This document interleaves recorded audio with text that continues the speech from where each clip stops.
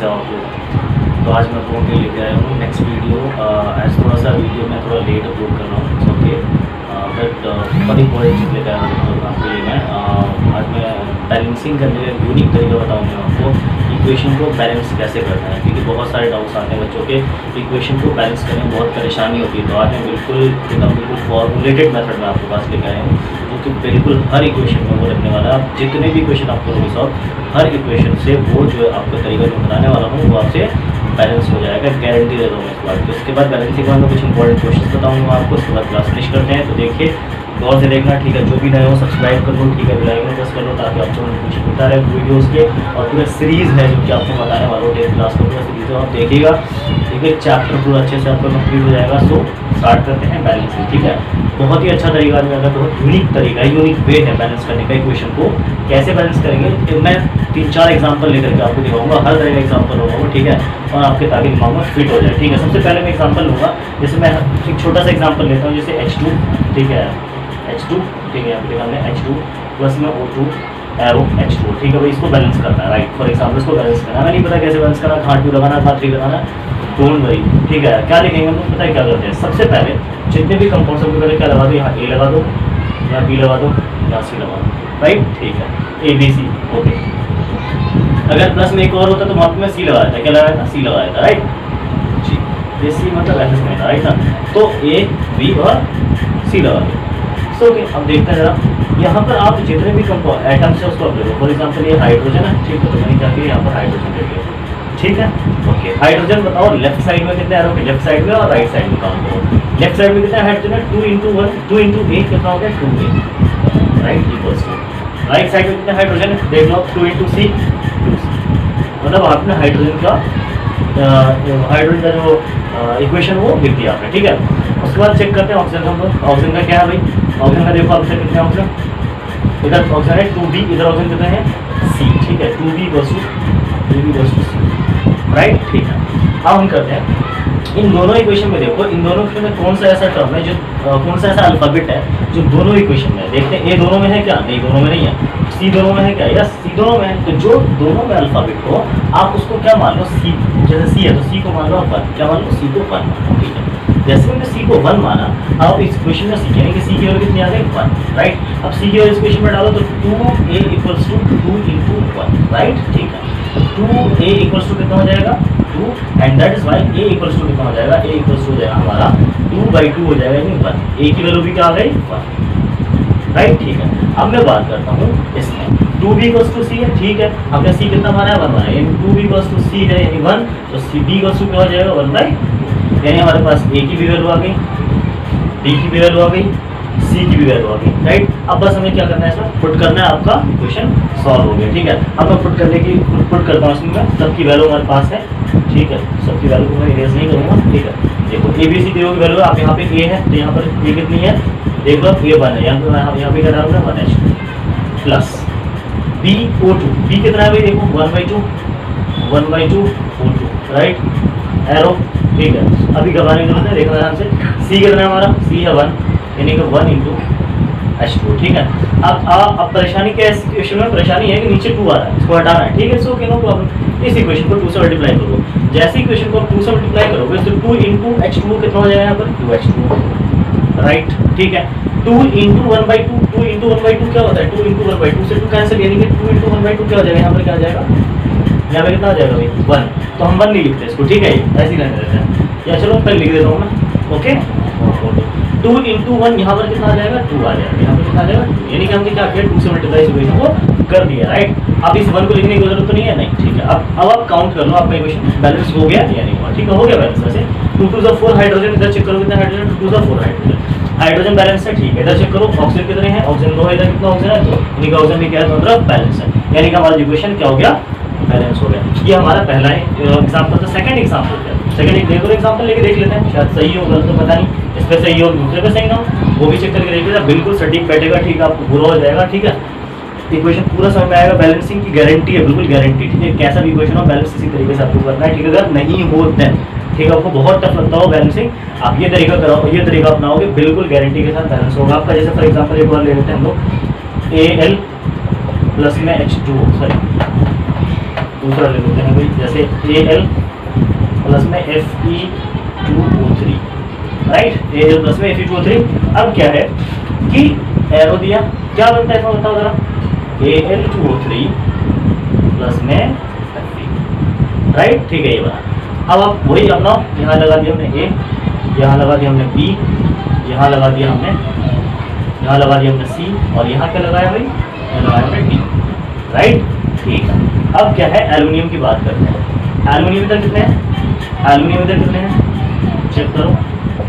Aluminium left side में कितना है, लेफ्ट साइड में A, और इधर कितने हैं, यानी 2C, A इक्वल्स टू, इधर एक तरफ A है और दूसरी तरफ कितने हैं 2C, तो यहाँ पे लिया हमने A equals to 2C, right. इस तरह से दूसरा आइटम कोई सा मिल लो, Fe ले लेते हैं। Fe कितना है इधर 2B, इधर Fe कितना है D, यानी 2B equals to D, right, ठीक है।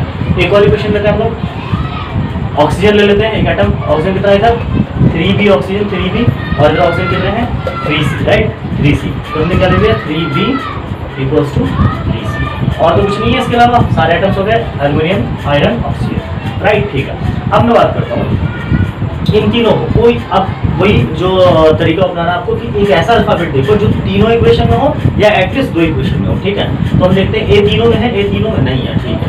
C तीनों में है, नहीं, 2 में C है, ठीक है, सो फिर B तीनों में है, B तीनों में नहीं है, ठीक है, B भी सिर्फ 2 में है, D तीनों में नहीं, यानी कि B या सिर्फ C, दोनों में से किसी एक को आप उठा लो। जैसे फॉर एग्जांपल मैंने C को ले लिया 1, C मैंने क्या ले लिया 1, C मैंने क्या ले लिया 1, जैसे C हमने 1 लिया, A कितना हो जाएगा यहाँ से बताओ, 2 × 1 कितना हो जाएगा, A की वैल्यू भी क्या आ गई 2 आ गई, देखो ना। आप C अगर 1 लिया तो 2 × 1, जो अल्फाबेट कम से कम 2 इक्वेशन में या 3 इक्वेशन में हो आप उसको 1 ले सकते हो, ठीक है। हमने 1 ले लिया C को, A की वैल्यू आ गई 2, ठीक है। अब इसमें पुट करते हैं लोग, इसमें BD हमारे पास कुछ भी नहीं है तो इसको छोड़ा, आप इसको पहले देखना है।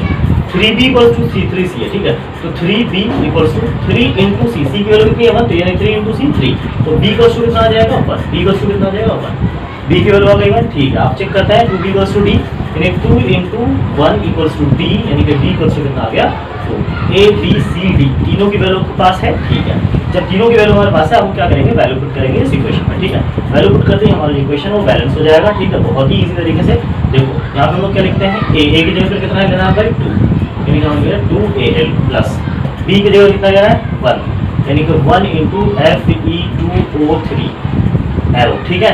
उसके बाद C की जगह कितना लेना है भाई हमें 1, यानी कि 1 × Al2O3, ठीक है, प्लस Fe, B कितना है भाई B2, यानी 2Fe, ये हमारा इक्वेशन हो गया बैलेंस, ठीक है। अब 1 लिखने की जरूरत नहीं है, ठीक है। आप चेक कर लो, एल्युमिनियम 2 है यहाँ पे 2 एल्युमिनियम है, राइट, 1 लिखने की जरूरत नहीं है, ठीक है। आयरन 2 है यहाँ पर, आयरन भी 2 है, ऑक्सीजन 3 है यहाँ पर, ऑक्सीजन कितना है 3, हमारा इक्वेशन क्या हो गया है, बैलेंस हो गया, राइट, ठीक है। अब मैं तीसरा कोई एग्जाम्पल लेता हूँ अच्छा सा, ठीक है, NCERT से एग्जाम्पल ये हमारा जो मैं ले रहा हूँ, ठीक है। ये हमारा Fe प्लस H2O, क्या लेते हैं हम Fe प्लस H2O, क्या बनता है Fe3O4 प्लस H2। ये NCERT में क्वेश्चन है, आपको बैलेंस करने के लिए दिया गया है, ये स्पेशली बैलेंस ही करने के लिए क्वेश्चन दिया गया है, ठीक है। NCERT में आप देखना एग्जाम्पल, ये सॉल्व है, ठीक है। तो देखना क्या है भाई, यहाँ पे हमने क्या रखा, A तरीका वही है, यहाँ पर रखा B, यहाँ रखा C, और यहाँ रखा D, राइट, ABCD हो गया हमारा, ठीक है। Fe सबसे पहले कोई आइटम ले लेते हैं हम लोग, Fe के बारे में लिखो, कितने Fe इधर कितने हैं, और लेफ्ट साइड में और राइट साइड में Fe कितना है, देखो Fe कितना है लेफ्ट साइड में A, कितने Fe 8, इधर कितने 3C, कितना है 3C, यानी A इक्वल्स टू 3C, ठीक है, हमारा Fe हो गया, ठीक है। नेक्स्ट हाइड्रोजन, हाइड्रोजन की बात करते हैं, हाइड्रोजन इधर कितना है 2D, इधर कितना है 2D, इधर कितना हाइड्रोजन है 2D, कितने हाइड्रोजन इधर 2D, ठीक है। उसके बाद ऑक्सीजन की बात करते हैं, ऑक्सीजन इधर कितना है भाई, ऑक्सीजन इधर कितना है B ऑक्सीजन B, ठीक है। और इधर कितना ऑक्सीजन आप देख सकते हो 4C, कितना है 4C, ठीक है। अब बात करते हैं कि इन तीनों इक्वेशन में कोई ऐसा अल्फाबेट है जो तीनों में आया होगा, कोई ऐसा अल्फाबेट है जो तीनों में आया होगा या एटलीस्ट 2 में आया होगा। A तीनों में, देखो जरा A नहीं है तीनों में, ठीक है। B तीनों में है, B इसमें है, B इसमें भी है, ठीक है, 2 में है।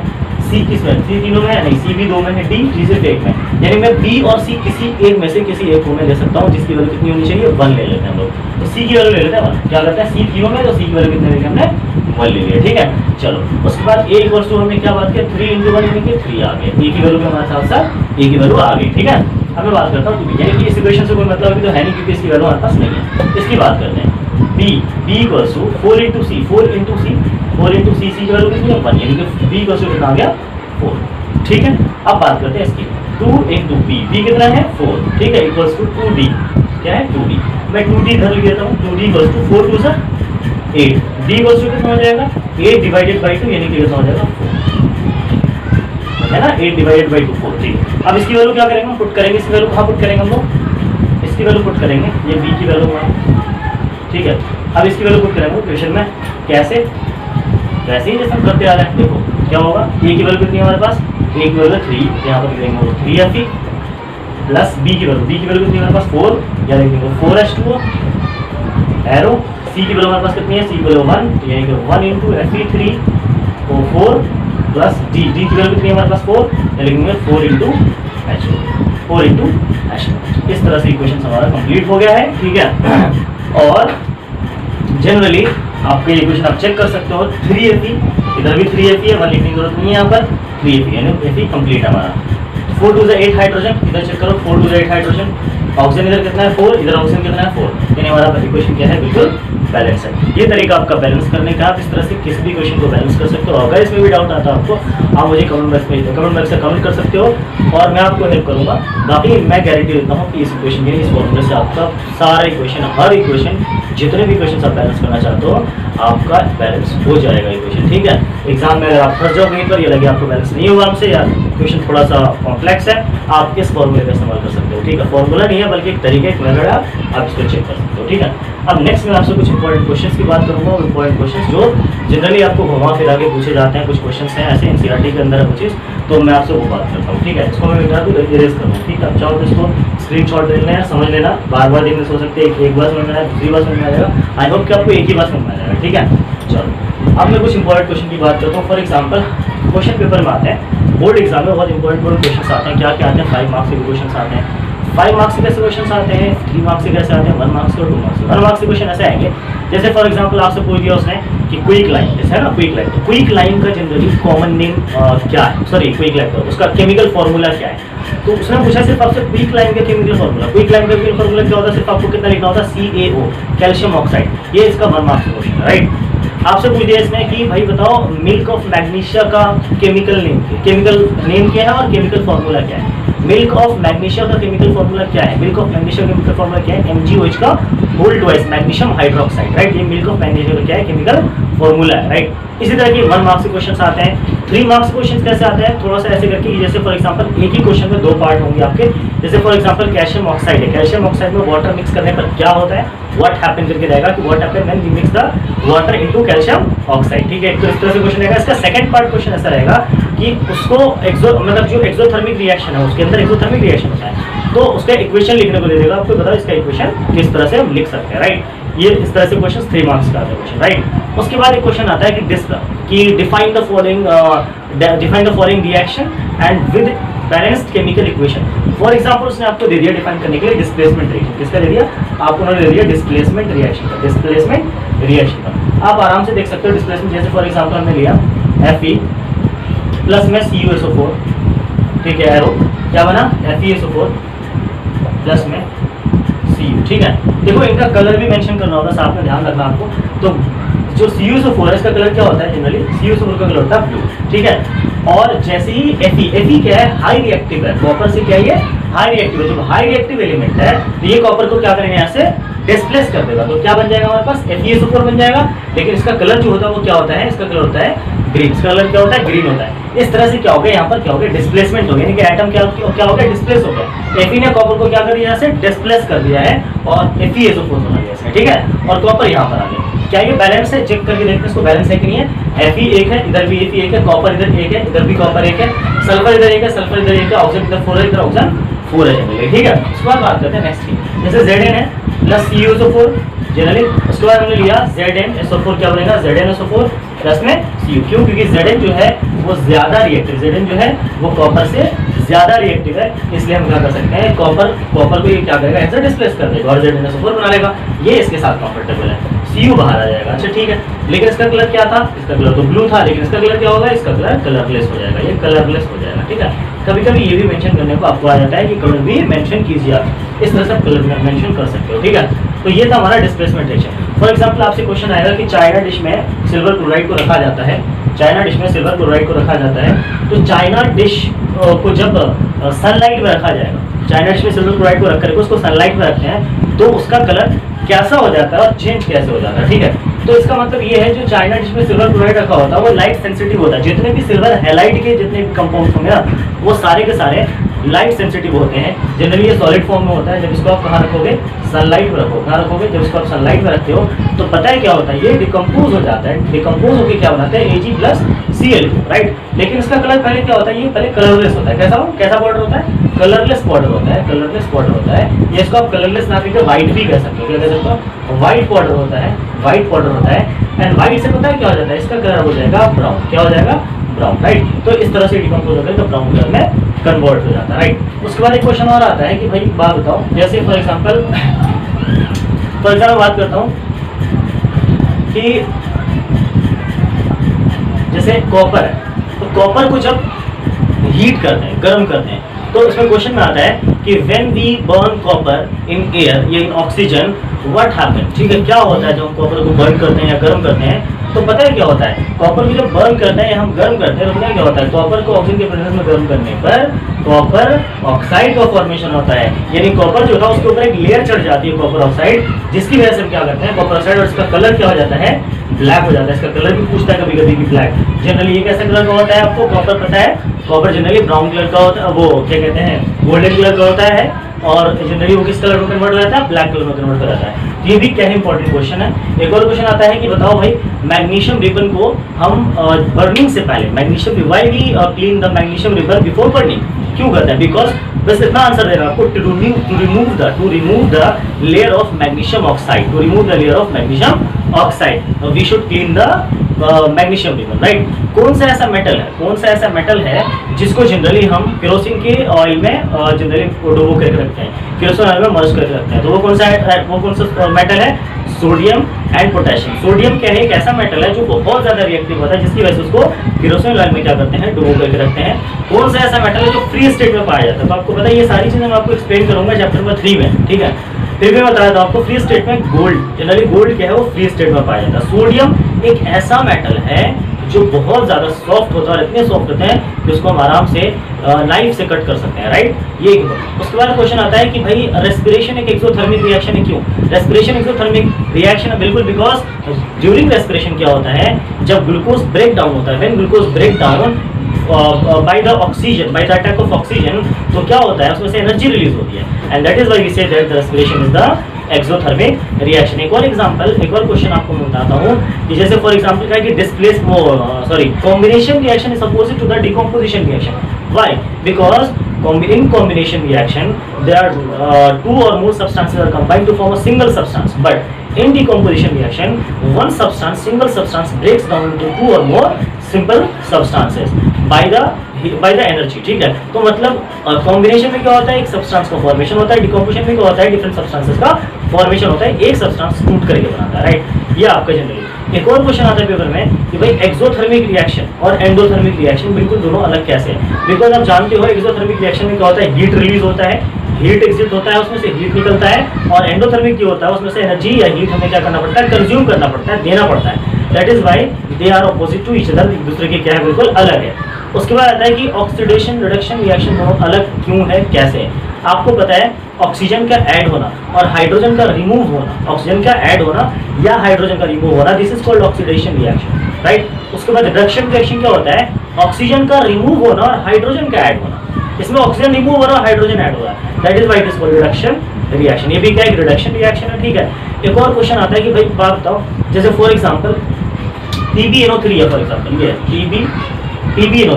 PbNO3 ऐसे लिख देगा आपको PbNO3, और आपसे पूछेगा कि बताओ इसका डिकम्पोजिशन रिएक्शन कैसे होगा, इसका डिकम्पोजिशन रिएक्शन कैसे होगा, यानी कि आपको रिएक्शन कंप्लीट करना है। आपको क्या लिखना है, PbO plus NO2 plus NO3, ये जनरली इसका क्या है, डिकम्पोजिशन रिएक्शन है। आपको पता है ये PbO जो हमारे ब्राउन फ्यूम्स के नाम से जाना जाता है, सॉरी NO2 जो हमारे ब्राउन फ्यूम्स के नाम से जाना जाता है, और PbO जो है ये लेड ऑक्साइड, ये येलो कलर का होता है, ठीक है, और ये जो है ब्राउन फ्यूम्स का। तो ब्राउन फ्यूम्स वर्ड जहाँ आए समझ लेना आप ये वाला रिएक्शन पूछा जा रहा है आपसे, ठीक है। इस तरह के क्वेश्चंस आते हैं, पेपर में पूछे जाते हैं, ठीक है।